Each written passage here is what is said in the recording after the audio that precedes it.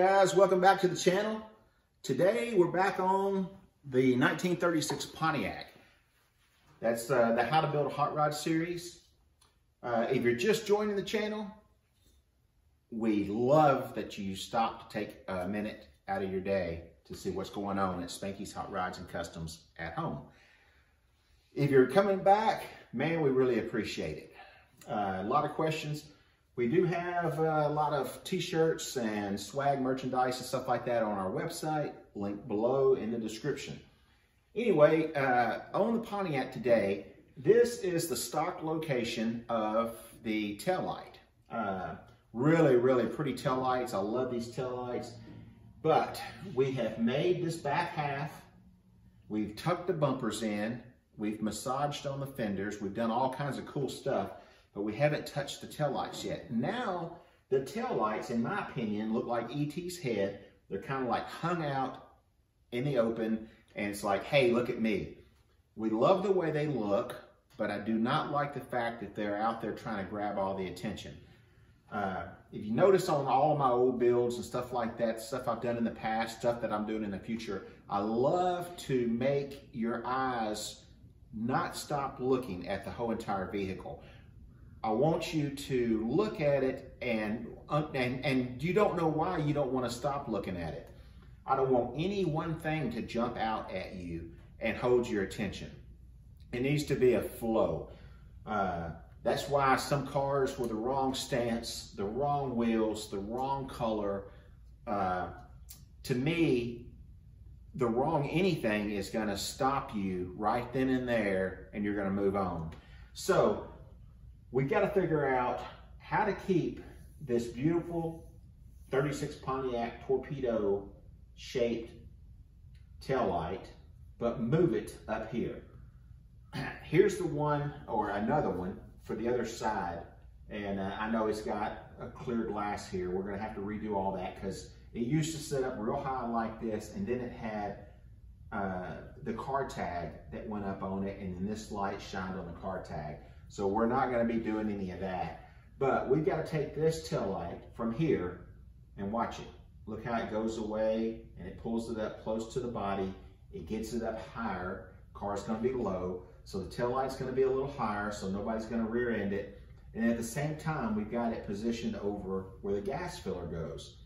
Well, the gas filler on this car is a big rubber ring, and that's kind of hideous, and it's got a big metal tube that sticks out with a cap on it. That's not going to happen anymore. We want to hide all of that, all right? But at the same time, we want to make it easy to use. So I could hide it in the trunk, and then you got gas fumes and stuff in the trunk, or we could hide it right where it's at and redo it all. So what I want to try to do is get this taillight somewhere right around in this position right here. It'll make more sense when I get rid of this. So let's start there and either waste some time or make a huge improvement on this 36 Pontiac. Hey, you never know unless you try. All right, so what we got here is the original bracket that held the taillight to the car. As you can see, this one's broke. It's made out of pot metal, very porous metal. If I had this piece right here, you could possibly braze it back on, but there's another piece missing here. They're all gone, broke off and everything. We're not gonna use this piece, and we're not gonna make one exactly like this. We want that taillight, that pretty taillight housing to stand out. So what I wanna do is mimic this, but smaller. So there's two different ways that we can go about that. We can either go from scratch, or you can get rid of some junk mail by using it as a template. Make you a template, I mean, out of the junk mail by putting it down and tracing your pattern out. Make you some sharp lines like that. Don't have to show you really how to make a pattern. I can't even wrap a Christmas present, much less a taillight housing. But you can make the template just like this right here, and then we'll cut that out. And then it doesn't have to be perfect because we're not going to use this anyway. We're just going to use this part to help us get kick-started. Or the way that I usually like to do it is tape. This way here, when it gets bulky like this, you know that's where the metal needs to be shrunken or stretched, bent, curved, however you want to do it. That actually lays into the tape and creates a better pattern, I think. So it doesn't have to be perfect, because once this is stuck down, we're going to pull it off. We're going to lay it on a piece of cardboard, or actually you can lay it directly on the metal that you're wanting to do. And it'll show you exactly where it's going to be to cut. All right, so once you get it like that,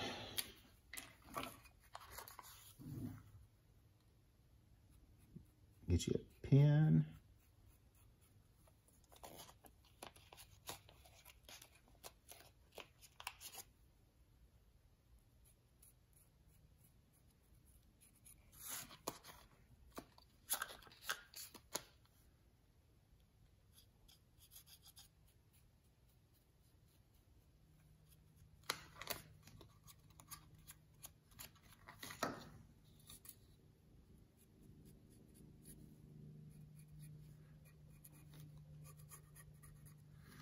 All right, there we go.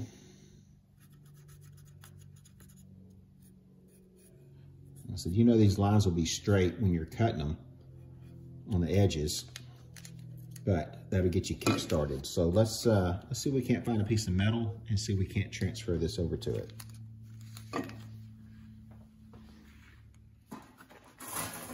All right, we've got a piece of cold rolled steel, and I do not know the thickness of this. I'll have to check it.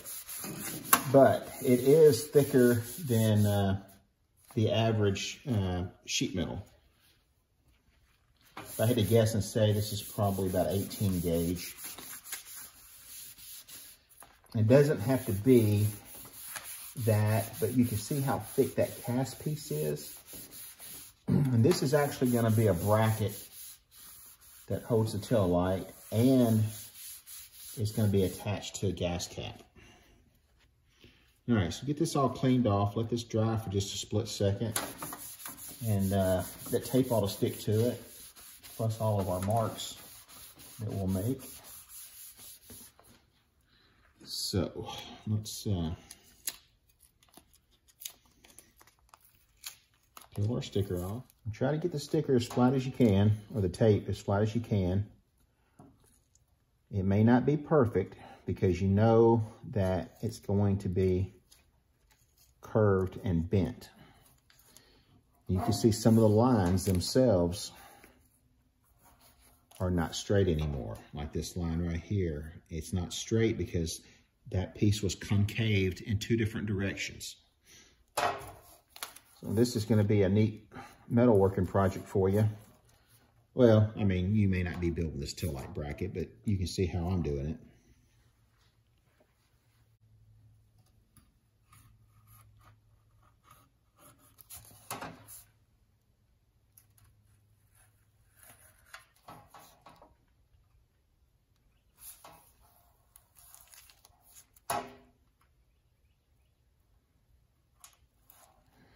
All right, there's the shape that we're looking for.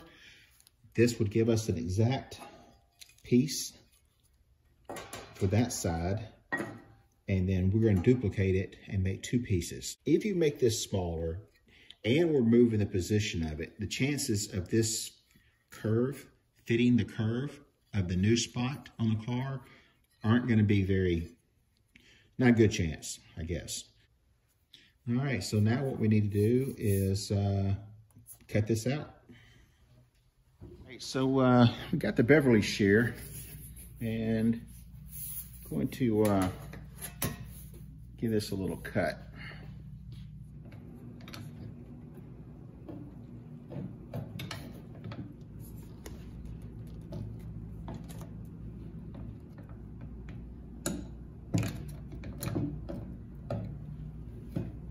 All right, so this is the side that we're gonna tackle first. And if you can see it on camera, we've got a contour curving inward like that, and then we've also got it curving like that.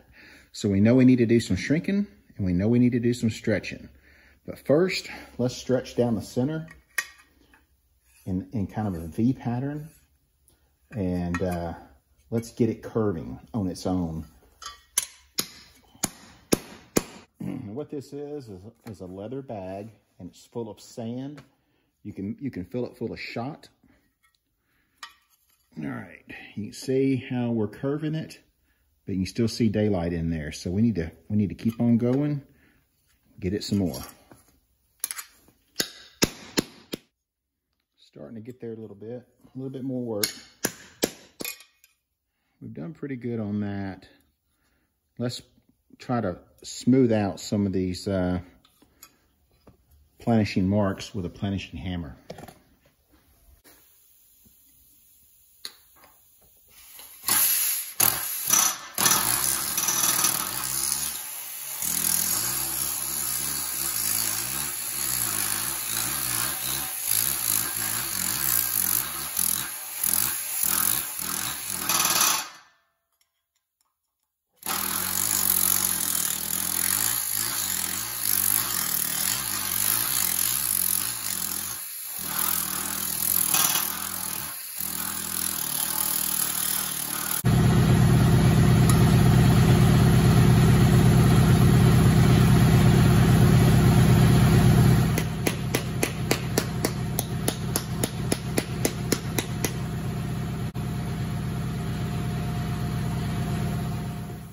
All right, now that we've planished it, the center, and got this curvature or concave area right there, that radius done, and it matches up pretty good all the way down through there.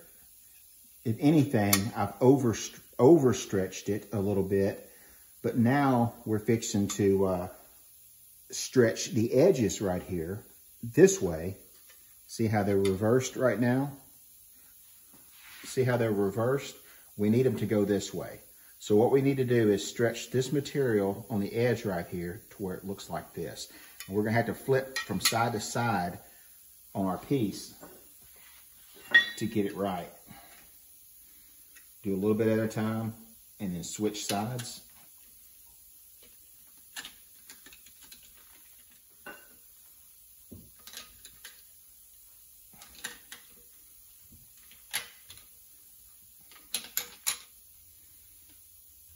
Now we reversed it. You start seeing that it's starting to curve like we want it.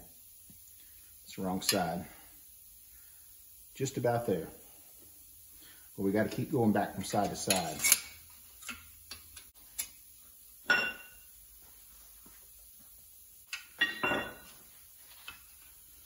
All right. It's getting there. If you can see it or not, I'm just trying to shape it up a little bit. We're opened up too much on this side right here. Need to feed it a little bit. All right, so I've got a little bit more tune-up work to do on this, but it's really starting to get close.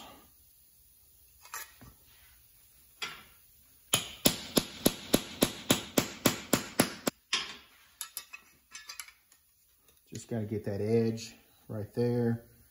A little bit further around.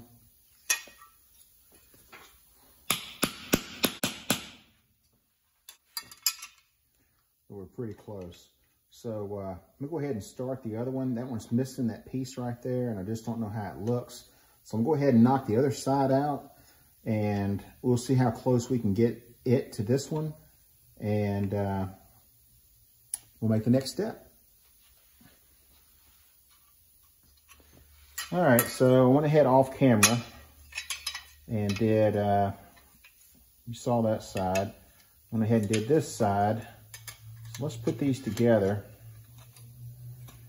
And a little tweaking to do. But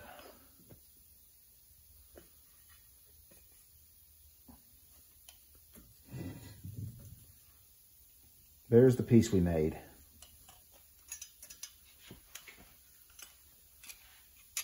course, they need to be welded together.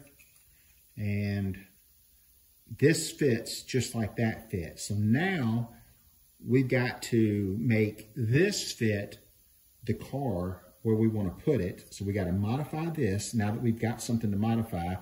And I would like to open this bottom up as much as possible because the opening of this is the size, needs to be enough size to put a gas nozzle. Not down inside of here, but this piece right here, hopefully will rock back.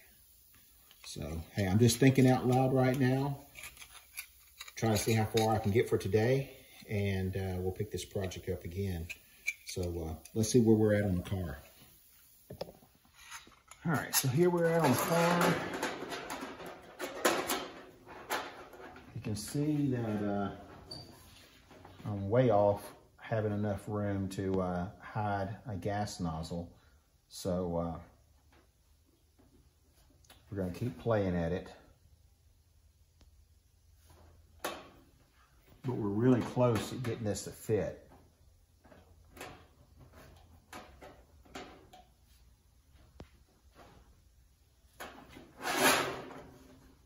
Actually looks good up here too. Nobody said we had to put it right there. We could put the gas nozzle up here, but it fits up here really nice.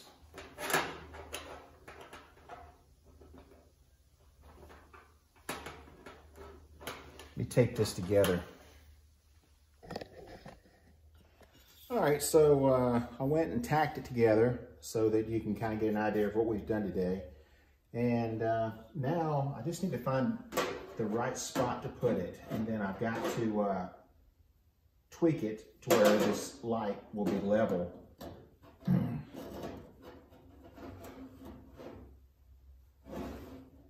And then before that, I need to make sure, I've got the car on a frame table right now.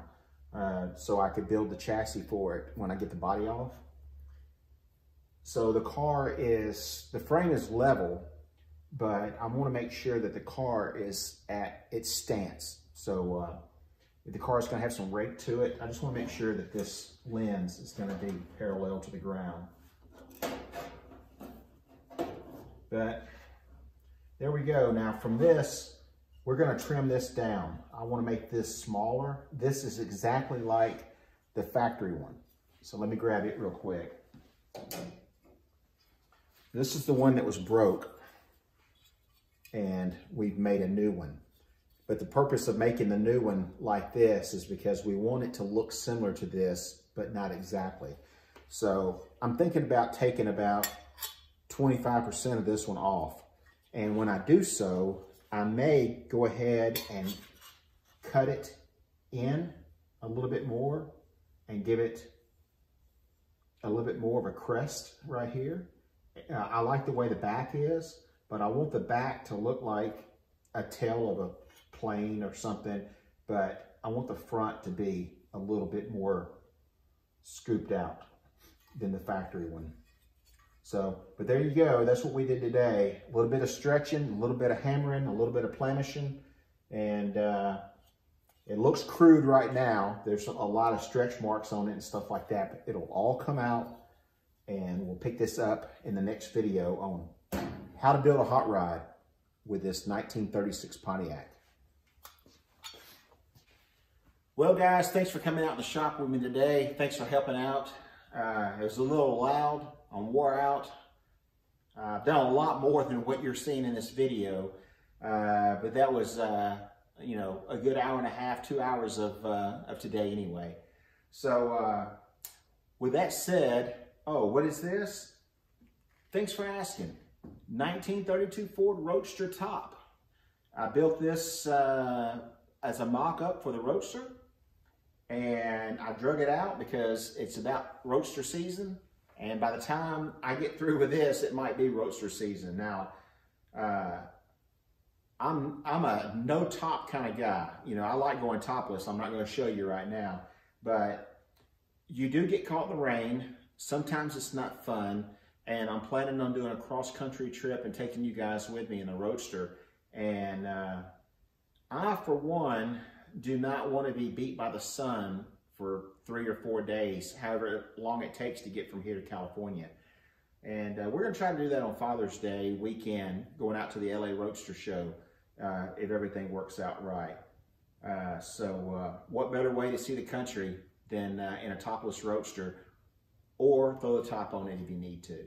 This is going to fold up, go in the trunk, and this is just a mock-up version of what the real one's going to be, but all the bugs have been worked out of it and we're ready to start building it, so I want you guys to help me. So that's coming up in another episode. Sorry I got off the warpath on that one, but hey, thanks for coming out in the shop with old Spanky today. And if you're new and you're just now watching us for the first time, thank you so much for lasting through this much of the video. If you're coming back for more, thank you even more, because you guys are what makes this channel grow. So with that said, you get out in the garage and go build something. See you in the next video.